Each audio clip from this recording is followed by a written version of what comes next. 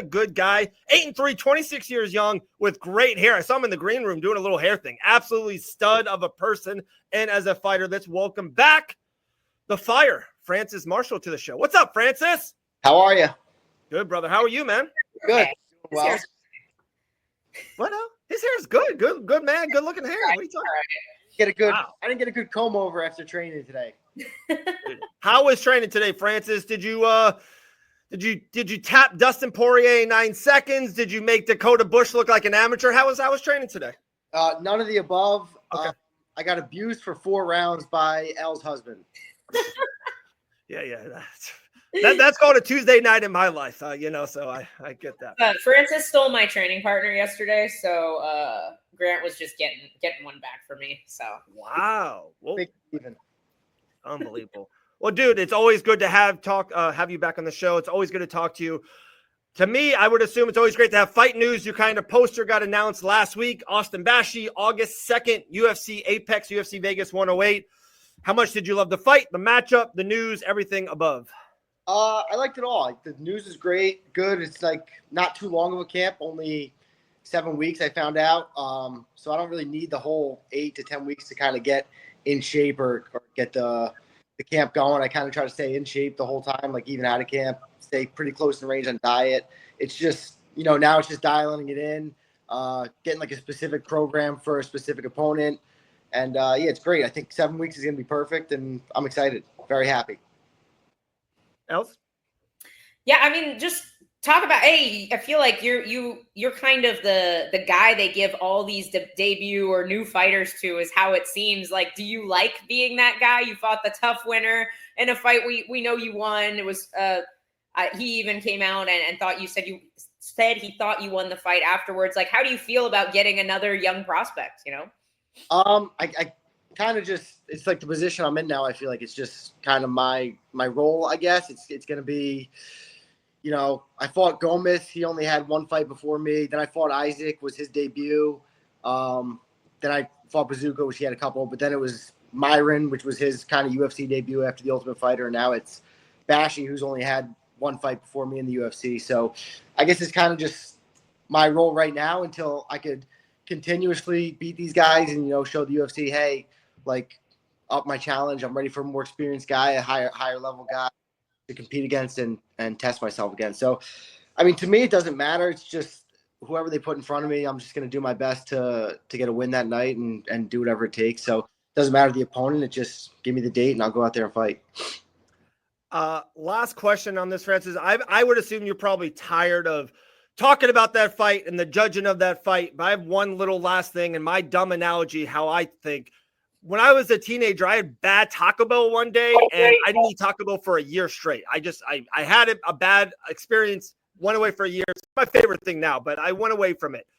It was a horrible judging decision. We all know it. We don't have to talk about it again. A horrible judging decision. Is there something in the back of your head like, damn it, I don't want to go to the judges? Or is it just a one thing that – and sometimes you, of course – can't control it. You're fighting another man who wants to do the same thing to you. I totally get it. But is it in your head a little bit, 1%? We're all human. Is it there like, damn, I don't want to get this back to the judges. They did me wrong last time.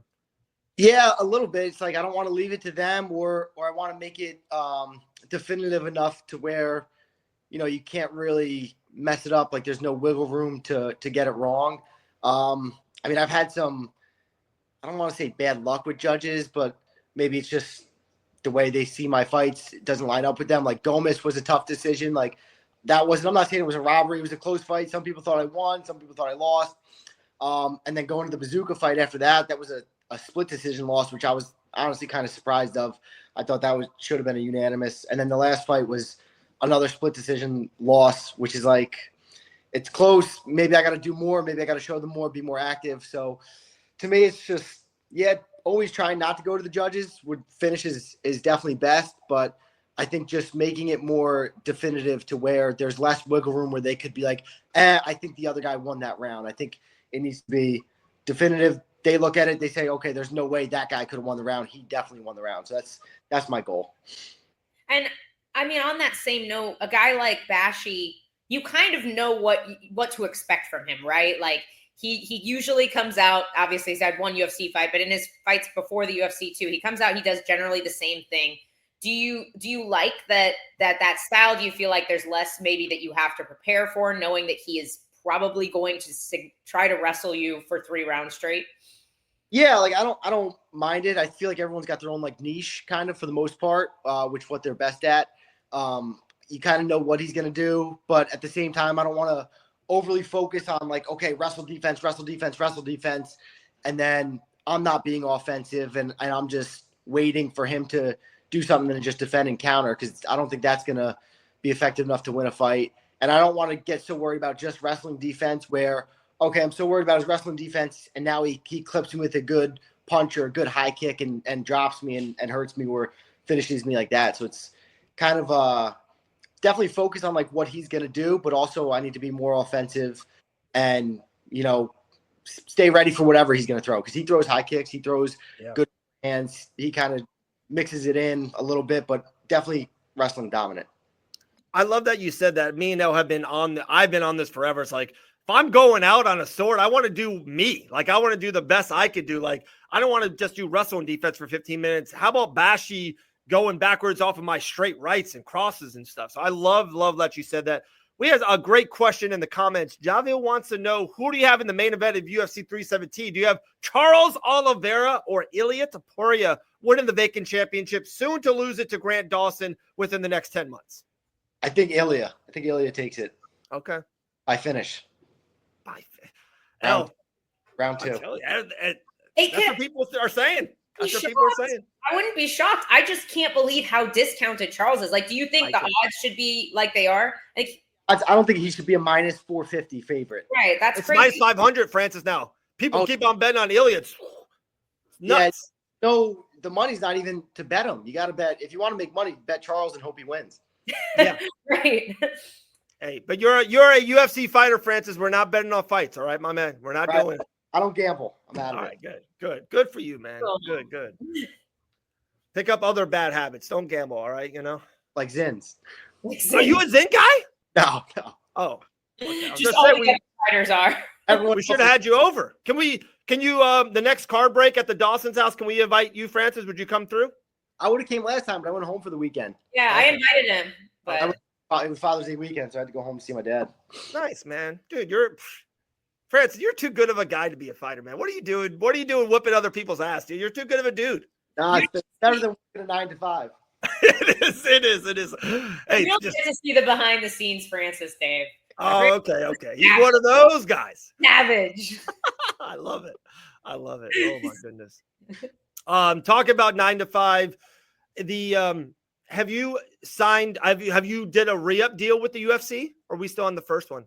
I'm on my second contract now. So the Myron was the first fight of my second contract. Nice. Congratulations on that, brother.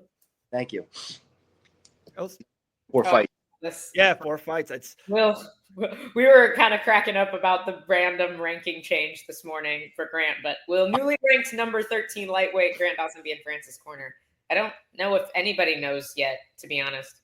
I don't know if it depends, I guess, when Grant's fighting, when he gets a fight, if he's fighting the week after me or 2 weeks after me, I'm not gonna ask him to be in my corner. He has to focus on his own fight, and his fights and career comes before mine. But if he has nothing going on, I'll definitely ask him. There is breaking news. Grant Dawson will fight before the year of 2028. It will happen. That's breaking news. We can say that here on Fight Bananas. All right. Did you say 2028? Yeah. I think you're gonna be out of money by then. It is a nice house. You guys do have a nice place. Bobby is all about the questions in the comments for Francis. So let's throw him over here. Yeah, give it to him. Second fight? What? Tell Francis I asked to tell him about himself so I can learn. What are you about, Francis? What are you about? What am I about? What are you about, man? Like my hobbies? Sure. Yeah. Do you have hobbies? I don't have hobbies. I'm trying to, like, I play video games sometimes when I have time, but like I was thinking about it the other day. I'm trying to pick up a hobby, maybe like join a tennis club or like racquetball or something like that. Not racket. What's it called? Racquetball? The tennis pickleball. Pickleball. Pickleball is all the rage. You can play with my 74-year-old father. He has a club. Does he? I love pickleball. Stay active, competitive. That's funny you said that. For my Father's Day, My wife got me. So our date thing during the day, we got a lot of kids, Francis. We don't have a lot of time. So we go play tennis. Stay active. We laugh. You know, something to do with the wife. Great thing. But we're getting older. So running on a tennis court 1v1 is a lot tough. So she got me pickleball racket and stuff. So we're going to do pickleball next week. Oh, pickleball is great. I played it with my girlfriend's grandparents like 2 years ago. And I really haven't played it. The best guy ever. Trying to get into it. You got to go indoors, though. It's too hot outside. Yeah. Yeah, That's fair. Especially right I feel now. like I try to get a little bit of that sun, you know, the vitamin C, vitamin D. It kills you, though. Only an hour. It's very true. It's very true. This is the best comment of the day from SG. It says Grant doesn't need fights. He just climbed the rankings drinking non-diet Cokes. That is actually a great point. That's actually a great point. SG, dude, send me your address. We'll send you a card. Comment of the day. Great job, SG. And then Great Jake job. said, isn't pickleball just tennis for fat people? No, it's tennis for old people. Old people. Yeah. Good for if you can't make it across the tennis court. It's There great. you go. There you go. 1v1, it's hard in tennis. You need a partner. You need a partner. No, that's too much running. All right, real quick, another UFC question. You know, we got a UFC stud on the show. We're going all in a pickleball. I'm okay with it, but another one. Tell me about the featherweight division. Volkanovski defeated Diego Lopez in a really good fight. Who should be next? I know there's a teammate of yours who's undefeated. He's never lost in the featherweight division. I think he's 8 or 9-0 in the UFC. Does Mozart finally get the shot next, Francis? What are they doing? I mean, I think if he beats Pico, which I think he will, he's kind of undeniable at that point. I think he already should have had the title shot. Yeah. But after this Pico fight, I think it got confirmed. It is. So, yeah. I think after that he beats Pico, I think he's got to get a title shot. I don't think Volk should fight before. Like, I don't think he should fight someone before Mozart. I think that should be his next fight. Granted, Mozart wins, beats Pico, then he fights him. I've heard talks of him fighting Yair, which I don't really think makes a ton of sense. Maybe Yair needs to win like a number one contender before that. But that's just my personal opinion. I think Mozart deserves the title shot. Never lost. Yeah. Defeated. You can't really. It's hard to keep denying the guy. I totally agree. I think there's a Diego Lopez, Gene Silva, and Yair Rodriguez triangle. Like, those guys need to fight each other one time or something of that nature. Right. Out of those three, a new number one contender will emerge. And then, if, like you said, if Mozart defeats Pico, Mozart goes to that spot. My question, though, and I thought about this, and now we never talked about it. I would love both your takes. If Pico defeats Mozart in his UFC debut, does he go right to Volkanovski next? Does he skip everyone? I don't think. I don't know. What do you think? It's a major question, right? Like, it's not going to happen. We're Team Mozart over here, but I'm just throwing out a hypothetical. Hypothetically, I think if Pico wins, he should fight like Diego or okay, Silva. Yair. Yeah, or Yair. Even Yair's coming. Silva, yeah. Gene Silva's a good one. Dude, I'm an Aljamain Sterling guy. I'm sorry. I know there's not a lot of them out there in the world. There's 9 of us. I like Aljo. I think Aljo gets in this mix as well. He barely lost to Mozart. That was a great fight. Yeah, but I think if Pico beats Mozart, there's no point to make him fight. Good point. That Mozart already beat. Yeah, good point. Wow. Also, have you guys seen the picture of Aaron Pico? It's been circulating on the internet. Like, I thought first I thought it was Michael Chandler. Like, oh, he looks massive. Yeah. I thought Mozart was the most shredded guy at featherweight. Honestly, it might be Pico. Pico might be more shredded than Mozart. But he's gonna lose. Can I give you both a hot take real quick? A hot take. Sure. I think sometimes Michael Chandler and Aaron Pico, maybe they should get off the dumbbells just a little bit and maybe work on their grappling game a little bit, maybe work on a jab. Like, I don't think, and tell me if I'm wrong, I think you should be built for sure. But I don't think mixed martial artists should be the most cut guys ever. To me, they're lacking in a jab or, an ankle lock. I don't know. Just throwing it out there. Is that a hot take? Francis, where am I at on this?